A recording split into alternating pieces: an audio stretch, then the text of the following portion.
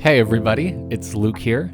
Today I'm going to walk you through the changes in this latest update to SetHero. This is all about the crew tab, so let's dive in. When I open my call sheet editor and I go to the crew section, you'll notice we've redesigned this to clean it up a bit.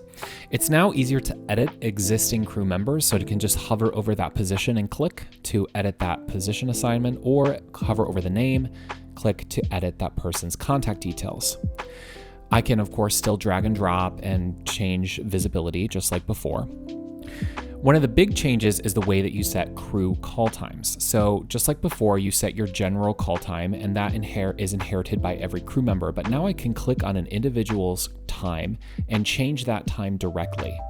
Unlike before, this is not a duration. It's not a 30-minute pre-call or something like that. It's actually a hard-coded time.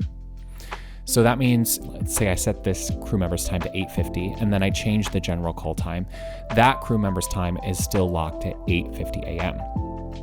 Now, we can make it relative by clicking on duration and then choosing a duration prior to general call. Or if I click on that minus, we flip over to a delayed call, which will make this, in this case, 45 minutes after general call time. So you can see there when I edit that call time for general call, the person's time shifts along with that. Okay, you can also set a text value like before, but we've given you a list of kind of pre-filled values that is very helpful, and then you can always type your own value just like that.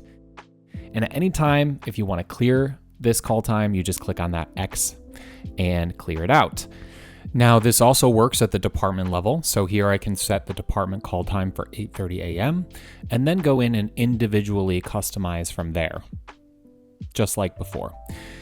We've also cleaned up this header section, so the email toggle and the phone toggle are now nicely formatted up there at the top. And then we have that action menu where you can copy call times, clear them, and some bulk show and hide settings. The next important thing I want to point out is this layout menu. The first option here is group by, and toggle this to none, and all your crew members will display in one single group rather than being grouped out by department. We also have theme. The default is the block theme that you're used to, but we've introduced a new table theme that gives your call sheet more traditional spreadsheet kind of look. And this is easiest to see when we change the column setting here to be one column instead of auto. This is going to display it in a nice single table that looks really, really streamlined. Another new option in this layout menu is the force position hierarchy toggle. When this is on, crew members will automatically be displayed in the position order defined in that department. If you unhide someone, like a director, they'll automatically slot into that correct rank. So this means that your DP will always appear above your camera operator, for example.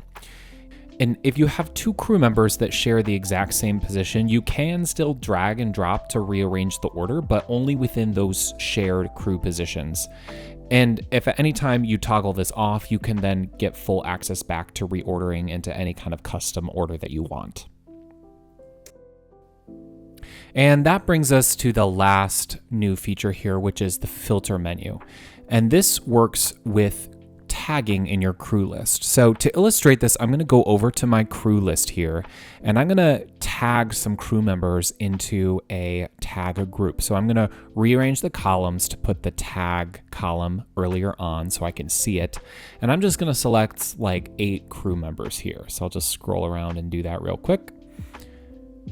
Okay, and then I'm going to click Set Tags.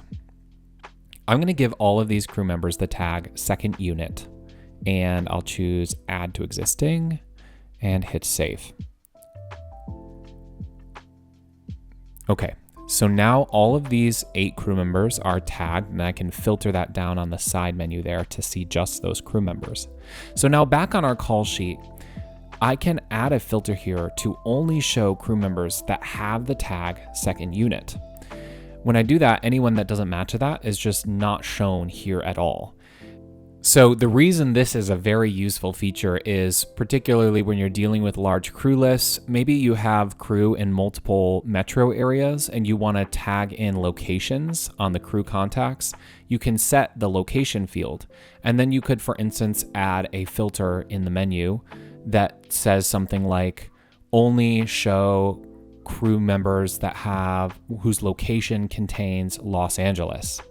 And that way it will enable you to filter down. And as long as it's set there on the location column of that contact, only those crew members will be shown. So it's a great way to clean up what otherwise might be a very bloated crew list. And this brings us to our very last update. I'm going to close that crew section and then open the cast area, or the talent section. And what's new here is that you can now enter custom text values in addition to times in these fields. Previously, you were limited to only be able to include times, but now you can click over to the custom text value and type in any text you want. And that wraps up this video. Thank you for watching. I hope these changes speed up your workflows. As always, visit our product board and upvote the features that you want to see us build next. Happy filmmaking.